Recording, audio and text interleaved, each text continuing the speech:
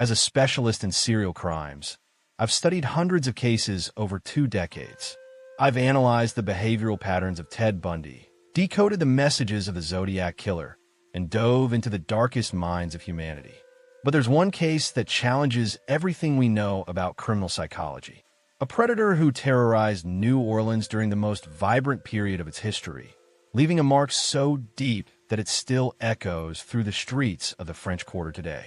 Between 1918 and 1919, while the world celebrated the end of World War I and jazz was being born in the brothels and saloons of New Orleans, a unique serial killer operated in the shadows. He didn't follow any of the patterns we know. There was no defined racial or socioeconomic profile among his victims. His weapons varied, his methods changed, and most disturbing of all, he communicated directly with the press and the population through bizarre letters that mixed death threats with musical references. This wasn't just another serial killer. This was a criminal who understood mass psychology, who used fear like a macabre symphony, orchestrating the terror of an entire city. A predator who, almost supernaturally, seemed to know the most intimate secrets of his victims before even attacking. And most impressive, he managed to make an entire city literally dance to the tune of his demands. For over a century, criminologists have tried to decipher the patterns of the New Orleans Axeman. Today, based on modern psychological profiling analysis, criminal neuroscience, and new behavioral investigation techniques, I believe I've discovered not only who he was, but why his crimes were so unique in American criminology history. This is the true story of how a killer transformed jazz into a matter of life and death.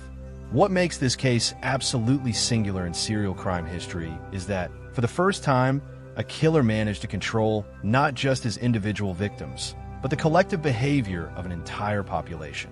On March 19, 1919, something unprecedented happened in New Orleans.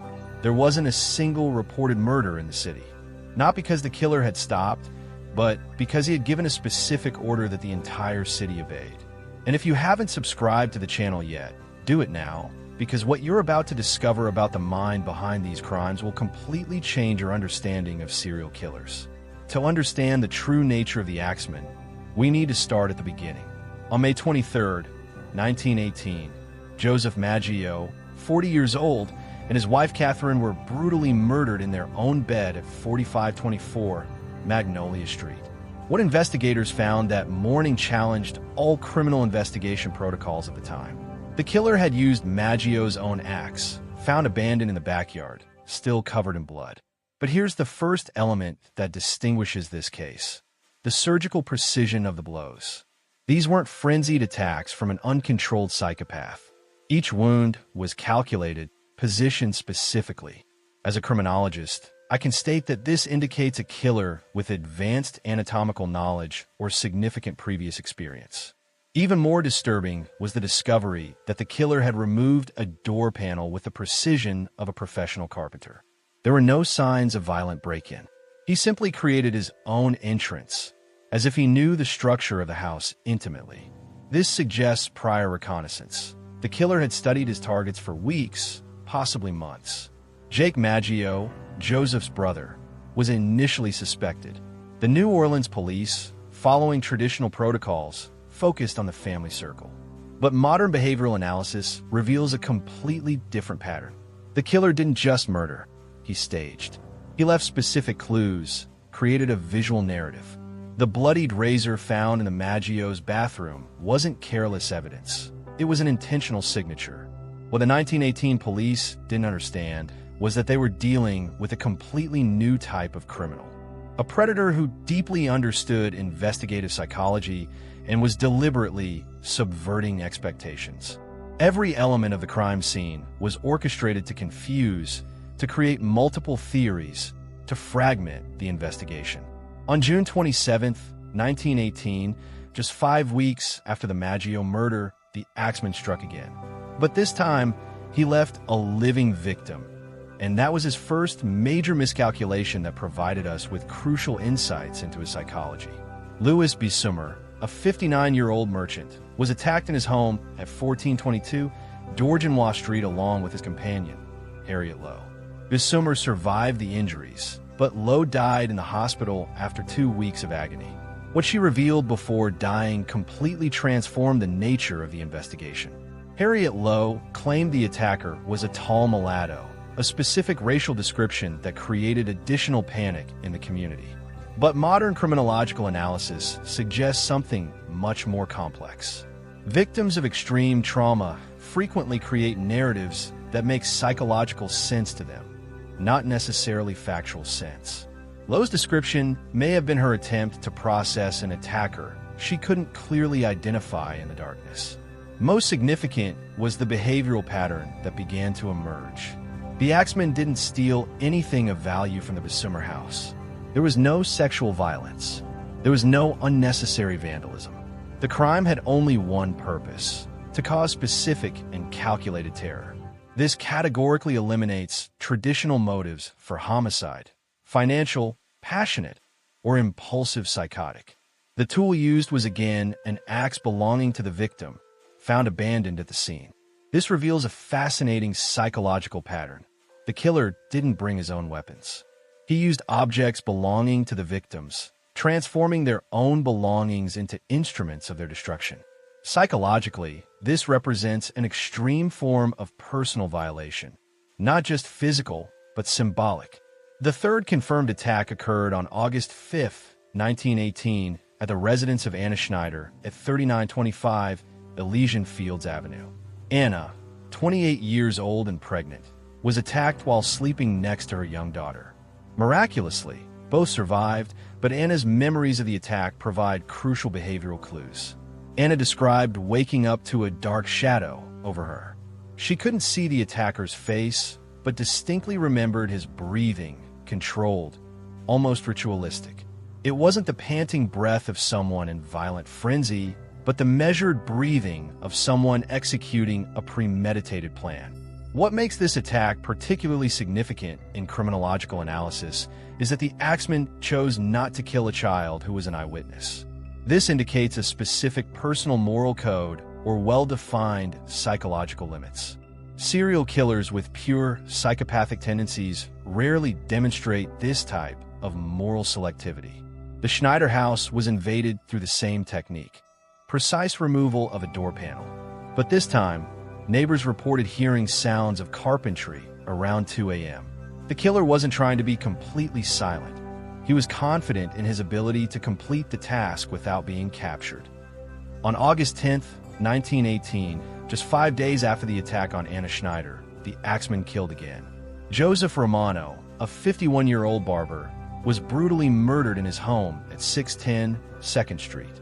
But this attack revealed a completely new psychological aspect: manipulation of family dynamics. Romano was killed in the presence of his 2 teenage daughters, who witnessed the entire attack. They described the killer as dark and heavy, but more importantly, reported that he seemed to know the house.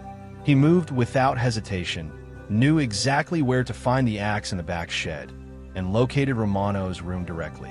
Modern criminological analysis suggests the Axeman had conducted reconnaissance not just of the physical structure of houses, but of family routines. He knew when families slept, where they kept tools, which rooms were used. This indicates a prolonged observation period, possibly weeks for each victim. What distinguishes Romano's murder is the theatricality. He was killed in his own bed, but the body was positioned specifically. The daughters reported that, after the attack, the killer looked at them for a long moment before leaving. He didn't threaten them, didn't try to silence them. He simply observed them. This suggests the witnesses were part of the plan, part of the message he wanted to transmit. The most psychologically complex attack occurred on March 10, 1919, at the Cortimiglia family residence on the West Bank of New Orleans. Charles Cortimiglia, his wife Rosie, and their 2-year-old daughter Mary were attacked at home. Charles survived severely injured. Rosie survived with minor injuries, but little Mary was killed. What makes this case unique in Axeman history is Rosie Cortimiglia's reaction. Traumatized and possibly suffering from post-traumatic stress disorder, she falsely accused her neighbors, Irlando and Frank Giordano, of being the attackers. Her accusation led to the arrest of both innocent men. From a criminological standpoint, Rosie's reaction reveals how the Axeman deeply understood trauma psychology. He knew that surviving victims frequently create explanatory narratives to process incomprehensible experiences. By remaining a shadowy and indefinable figure, he ensured that eyewitnesses would create their own versions of events. Later, Rosie retracted the accusations and confessed she had lied. But the psychological damage to the community was already done. Neighbors suspected each other. Italian immigrant families were viewed with distrust, and New Orleans' social cohesion began to fragment. Exactly what the Axeman wanted. On March 13, 1919, 3 days after the attack on the Cortimiglias, the Times-Picayune newspaper received a letter that forever changed the nature of the Axeman's crimes. This wasn't just communication from a serial killer. It was a masterpiece of collective psychological manipulation that demonstrates a level of criminal sophistication unprecedented at the time. And if you're finding this case fascinating, imagine how many other unique criminological mysteries we have here on the channel. Subscribe now and hit the notification bell so you don't miss any exclusive analysis of cases that challenge everything we know about criminal behavior. The letter began, "They have never caught me, and they never will. I am not a human being, but a spirit and a demon from the hottest hell." From a forensic language analysis perspective, this opening reveals several crucial psychological characteristics. First, the grandiose narcissistic self-image typical of organized serial killers. Second, the attempt to position himself as a supernatural force, removing himself from the category of common criminals. But the true masterstroke came in the middle of the letter. Now, to be exact, at 12:15 Tuesday night, March 19, 1919, I'm going to pass over New Orleans. In my infinite mercy, I'm going to make a little proposition to you people. Here it is. I'm very fond of jazz music, and I swear by all the devils in the nether regions that every person shall be spared in whose home a jazz band is in full swing at the time I have just mentioned. This statement represents one of the most sophisticated collective psychological manipulations in criminal history. The Axeman wasn't just threatening individuals. He was controlling the behavior of an entire city. He understood that jazz was more than music in New Orleans. It was cultural identity, social resistance, expression of freedom. By connecting survival to jazz, he transformed local culture into a matter of life and death. The letter ended with, "One who disregards this warning may try his luck with me. Yours truly, the Axeman." The formal, almost commercial signature contrasts dramatically with the threatening content, a psychological technique that increases the disturbing impact of the message. The response of New Orleans' population to the Axeman's letter was something unprecedented in American criminal history. On the night of March 19, 1919, the entire city transformed into a jazz symphony. Every house, every bar, every commercial establishment played jazz music continuously. From a criminological standpoint, this represents the first documented case of an entire population modifying its collective behavior in response to a serial killer's demands. The Axeman had achieved something no criminal before him had accomplished: psychological control over a community of hundreds of thousands of people. New Orleans music stores sold out their jazz sheet music that day. Families who had never heard jazz bought gramophones. Musicians played in the streets for free. The local radio station broadcast jazz uninterrupted for 24 hours. A specific composition, the mysterious Axeman's Jazz, was written especially for the occasion and became a local hit.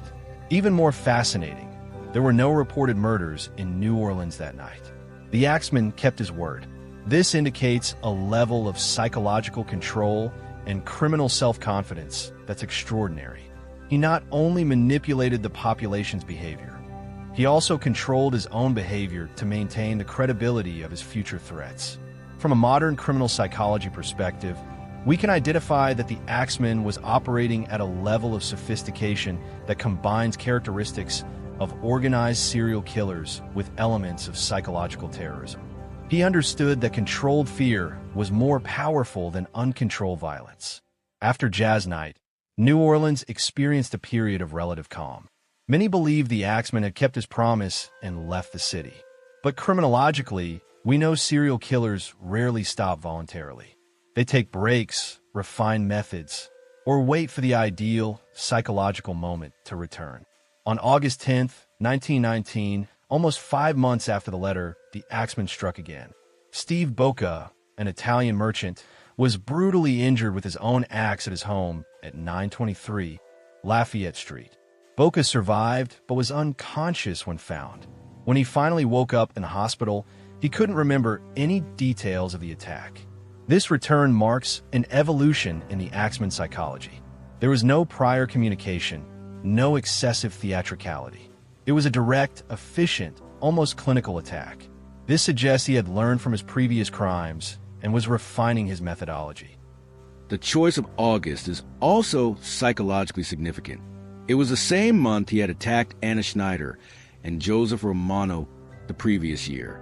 This indicates possible seasonality in the crimes, a behavioral pattern many serial killers present, frequently related to specific psychological triggers or personal traumatic anniversaries. The fact that Bocca couldn't remember the attack also provides clues about the evolution of the Axeman's methods. Previous survivors have provided descriptions, even if vague. Bocca's complete memory loss suggests the killer may have begun using drugs or specific techniques to cause traumatic amnesia. The last confirmed Axeman attack occurred on October 27, 1919, at the residence of Sarah Lawman at 2323 2nd Street. Sarah, 19 years old, was brutally injured while sleeping but survived.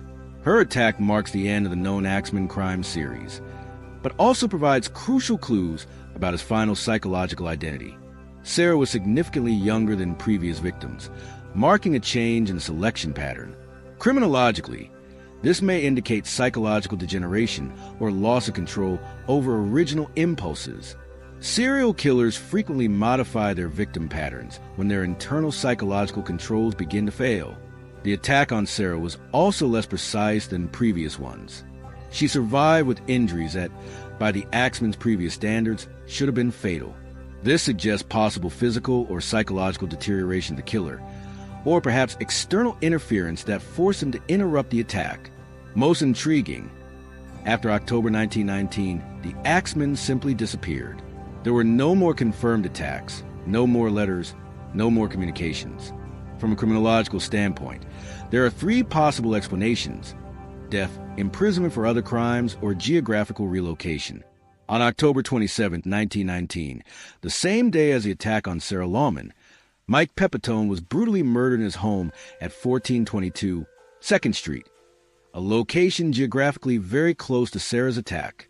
Pepitone was killed while sleeping next to his wife, who witnessed the entire attack but couldn't see the killer's face in the darkness. Pepitone was the last confirmed fatal victim of the Axeman. But what makes his death particularly significant is what happened afterward. In December 1920, more than a year after the murder, Esther Pepitone, Mike's widow, traveled to Los Angeles. There, she shot and killed Joseph Mumford, a man who had been suspected in connection with the Axeman crimes. Esther claimed to have recognized Mumford as the man who killed her husband.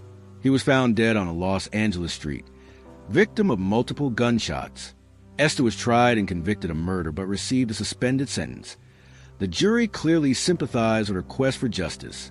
From a criminological standpoint, Mumford's death raises fascinating questions. If he really was the Axeman, this would explain the abrupt end of crimes in New Orleans. The chronology aligns. Attacks stop in October 1919.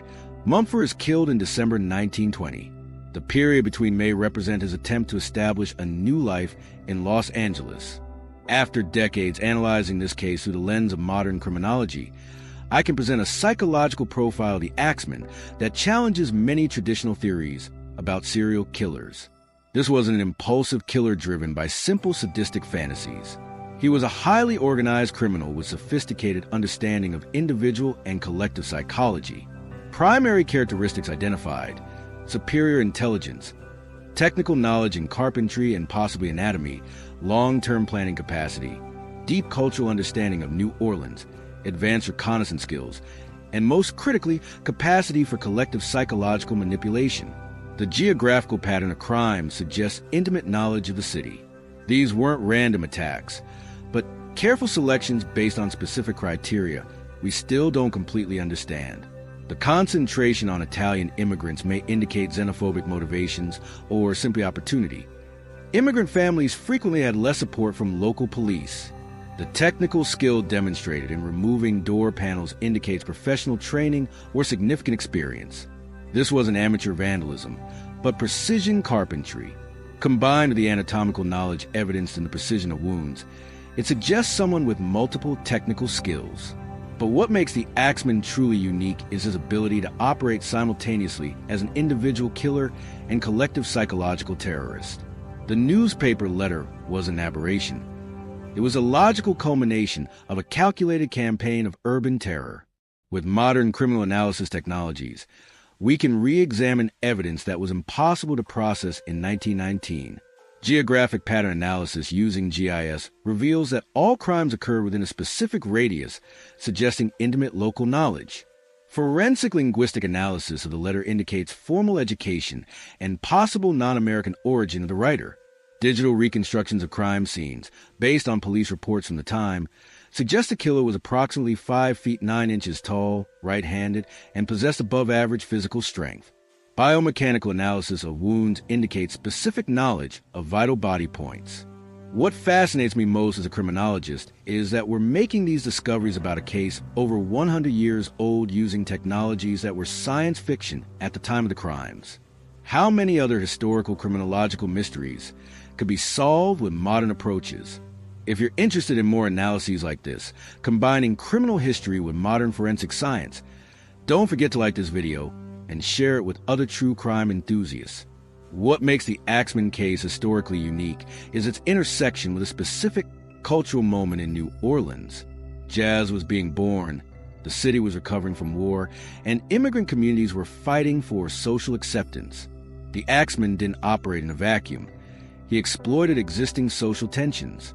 The choice of jazz as the central element of his psychological manipulation wasn't accidental.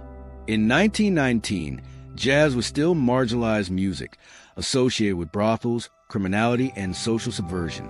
By connecting survival to jazz, the Axeman forced respectable New Orleans society to embrace an art form many considered inappropriate. This represents a form of social commentary through terror. The killer wasn't just murdering individuals. He was forcing cultural changes. The night of March 19th, 1919 wasn't just about avoiding death. It was about the entire city participating in a performance of cultural resistance. From a criminal anthropological perspective, the Axeman understood that controlling culture was more powerful than controlling individuals. He transformed all of New Orleans into involuntary participants in his macabre theater. During my career, I've analyzed behavioral patterns of hundreds of serial killers. The Axeman shares some characteristics with organized criminals like BTK or Zodiac: media communication, latency periods, psychological games with authorities. But he goes beyond these traditional patterns. Where BTK sent letters to provoke police, the Axeman communicated with the entire population. Where Zodiac created codes to demonstrate superior intelligence, the Axeman orchestrated collective cultural performances. Where most serial killers operate in psychological isolation, the Axeman became an active cultural force. The closest comparison might be with modern terrorists who use violence to force collective behavioral changes. But even this analogy fails because the Axeman had no clear political agenda, only desire for absolute psychological control. Joseph Mumford's death in Los Angeles raises more questions than answers. Who really was this man? If he was the Axeman, how did Esther Pepitone manage to locate him in a city thousands of miles away? What evidence did she possess beyond her visual identification? Historical records about Mumford are scarce. We know he had minor criminal connections, had been in New Orleans during the crime period, and physically matched the vague descriptions provided by witnesses. But this is circumstantial evidence, not definitive proof. The most intriguing possibility is that Mumford was just a convenient suspect, someone Esther Pepitone chose as a target for her revenge, regardless of his actual guilt. Traumatized widows frequently seek closure through actions that may not be based on facts, but on psychological need for justice. Alternatively, Mumford may really have been the Axeman, and Esther may have had information that was never publicly disclosed. Victims' families frequently conduct parallel investigations and develop theories based on evidence they don't share with authorities. The Axeman's crimes left lasting psychological scars on New Orleans that persist to this day. For decades after 1919, city families kept axes hidden, installed multiple locks, and developed security rituals that were passed down to later generations.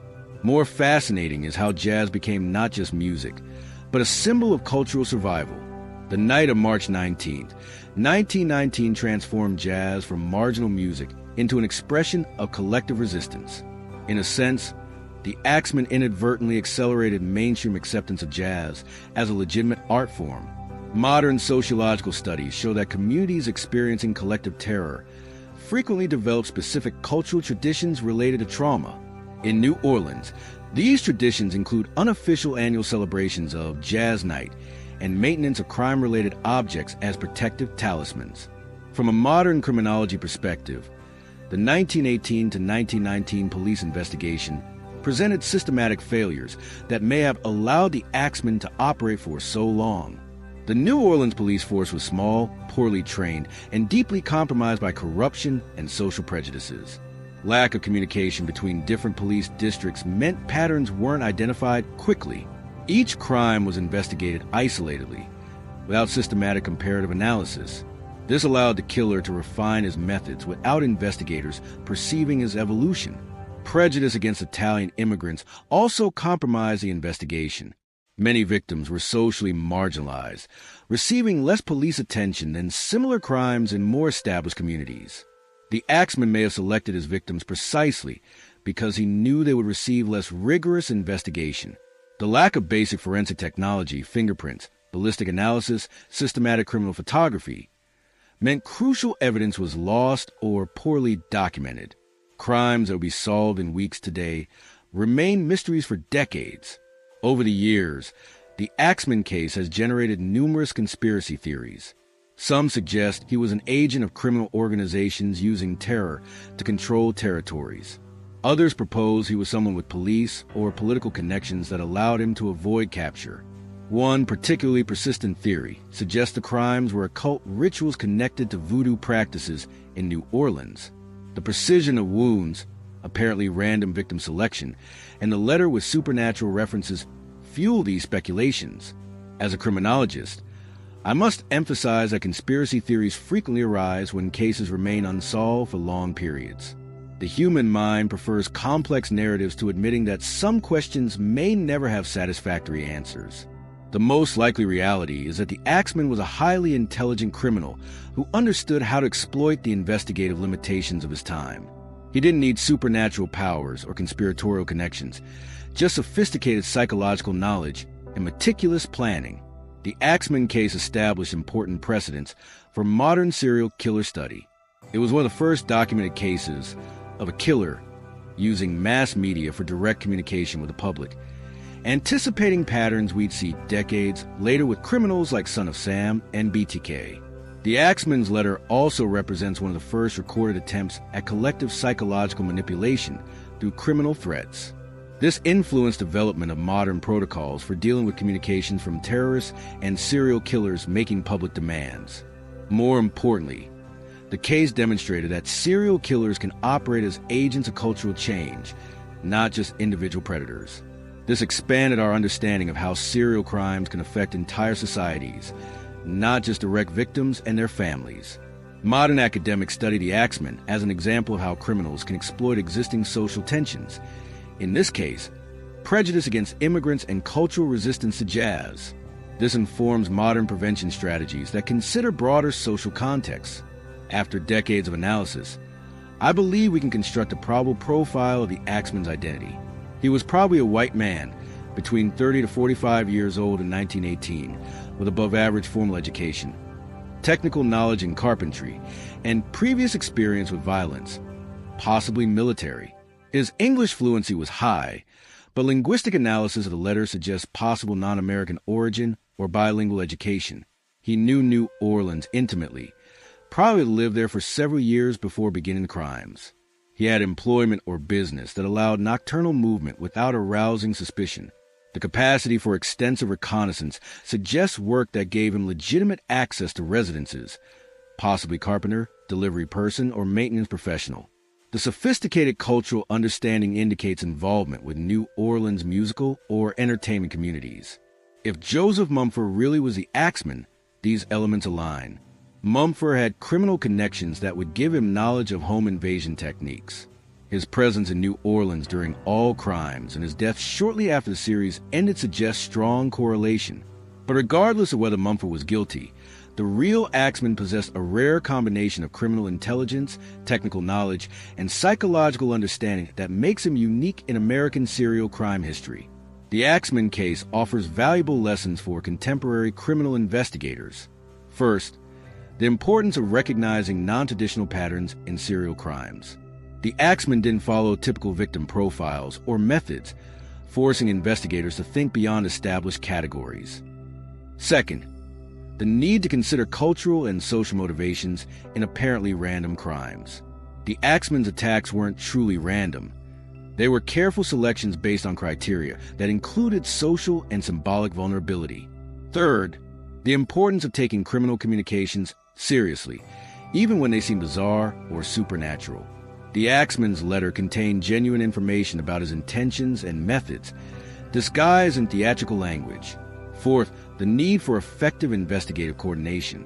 Lack of communication between different police units allowed the Axeman to operate without patterns being quickly identified. Finally, the case demonstrates that some criminals operate at sophistication levels that challenge traditional investigative methods.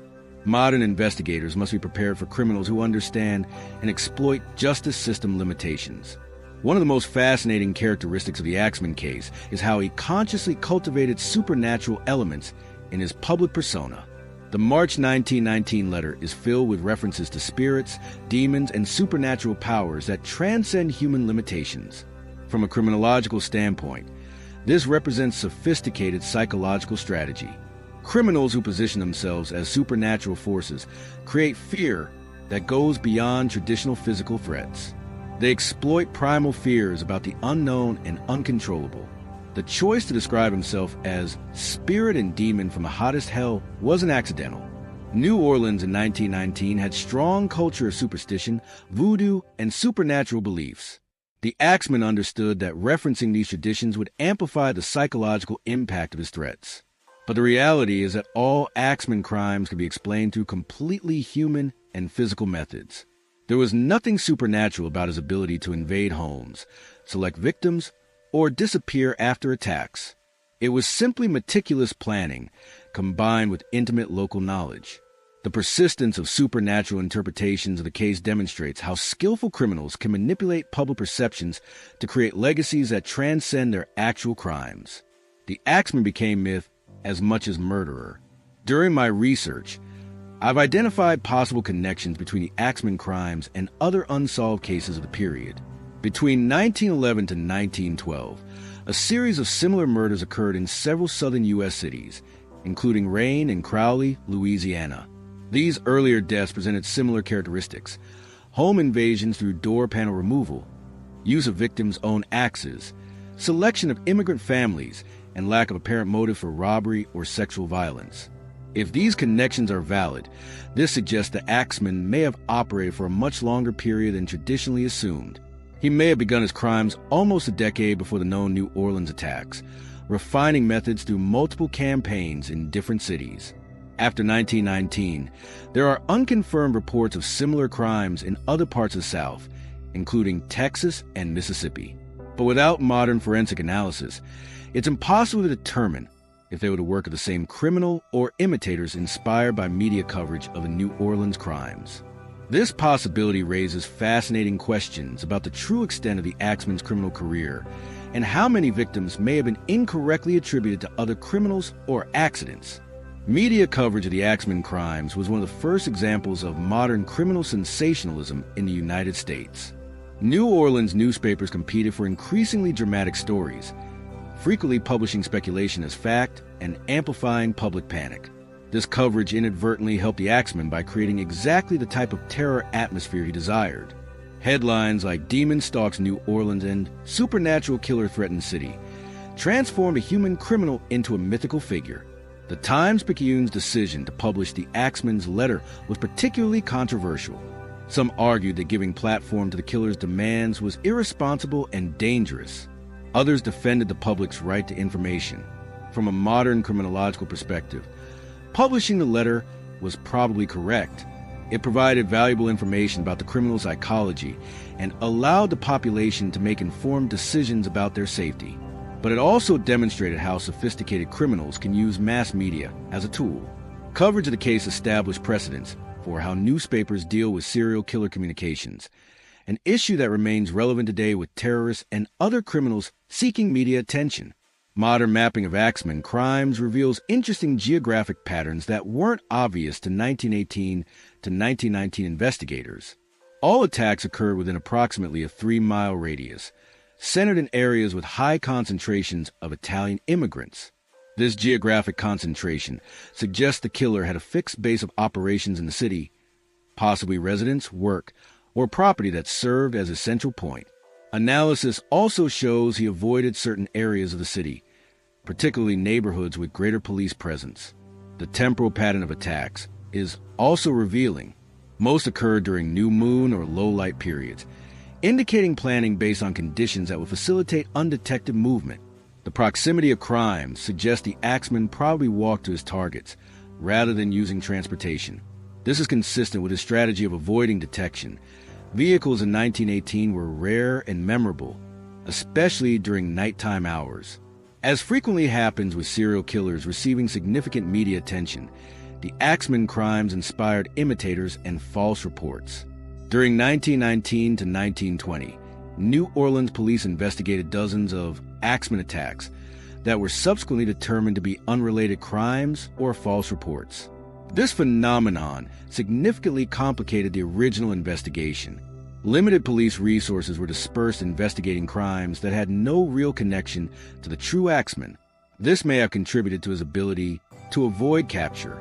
Collective hysteria also resulted in false accusations against innocent individuals, particularly Italian immigrants who already faced social prejudice. Several people were arrested based solely on community suspicions, without substantive evidence. From a criminological standpoint, this demonstrates how high-profile serial crimes can distort local justice systems. The real criminal benefits from chaos created by imitators and false reports, while investigators struggle to separate genuine crimes from unrelated events. If the Axeman crimes occurred today, modern criminal investigation technologies would produce dramatically different results. DNA analysis of preserved evidence could potentially identify the criminal or at least confirm whether all crimes were committed by the same person. Ubiquitous security cameras would make it practically impossible for someone to conduct extensive reconnaissance without being detected. Modern communication systems would allow immediate investigative coordination between different departments. Digital forensic analysis of the letter could reveal information about education, geographic origin, and even specific psychological traits of the author. National criminal databases will allow rapid identification of criminals with similar methods. Most importantly, modern understanding of criminal psychology will allow development of more accurate profiles and targeted investigation strategies. Contemporary investigators would immediately recognize the patterns of an organized serial killer. Analyzing historical crimes like the Axeman's raises important ethical questions. As criminologists, we must balance scientific interests with respect for victims and their families. Many descendants of victims still live in New Orleans and may be affected by new theories or speculations. There's also risk of romanticizing or sensationalizing crimes that cause real and lasting trauma. The Axeman wasn't a romantic figure from a horror movie. He was a real predator who destroyed lives and terrorized communities. At the same time, studying historical cases is crucial for developing better understanding of criminal behavior and improving investigative methods. Lessons learned from the Axeman case can help prevent similar crimes in the future. The key is maintaining respectful perspective that honors victims while extracting valid knowledge for educational and crime prevention purposes. More than a century later, what is the true legacy of the New Orleans Axeman? Certainly not just the terror he caused or the lives he destroyed. His most significant legacy may be how he demonstrated the interconnection between individual crime and broader cultural dynamics. The Axeman forced New Orleans to confront its own social tensions, prejudice against immigrants, resistance to new art forms, economic and racial divisions. In a sense, he functioned as a catalyst for changes that probably would have occurred eventually, but more gradually. The night of March 19th, 1919 remains one of the most unique events in American criminal history. An entire city participating in collective act of cultural resistance in response to criminal threats. This demonstrates human capacity to transform terror into creative expression. For criminologists, the case continues providing insights into how highly intelligent criminals can operate beyond traditional patterns.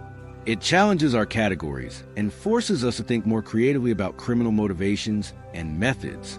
Now, at the end of this extensive analysis, what do we really know about the New Orleans Axeman? We know he was an exceptional criminal who operated at levels of sophistication rarely seen before or since. We know he deeply understood both individual psychology and collective cultural dynamics. We know his crimes weren't random, despite appearing so on the surface. They were carefully orchestrated to maximize psychological impact, not just on individual victims, but on all of New Orleans society. He transformed an entire city into involuntary participants in his macabre theater. We know he challenged all traditional categories of serial killers, forcing investigators and criminologists to expand our understanding of how such criminals can operate. He anticipated techniques we associate with modern terrorists, but applied them in a much more personal and localized context.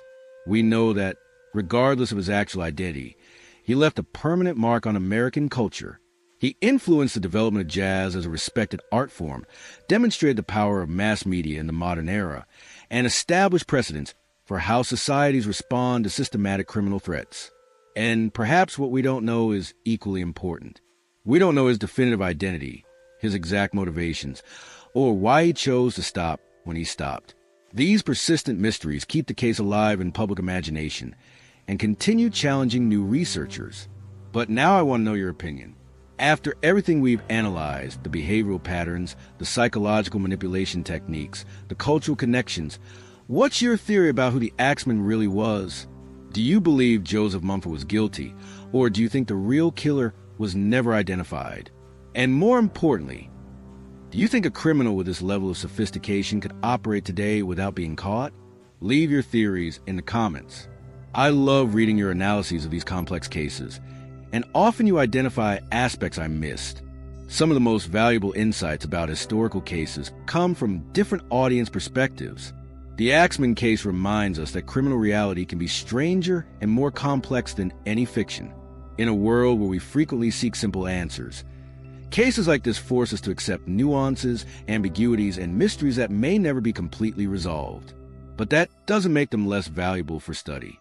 In fact, it may make them more important. They keep us humble about the limitations of our knowledge and inspire us to continue questioning, investigating, and trying to understand the darkest aspects of human nature. If you made it this far, you clearly have genuine interest in criminology and complex historical cases.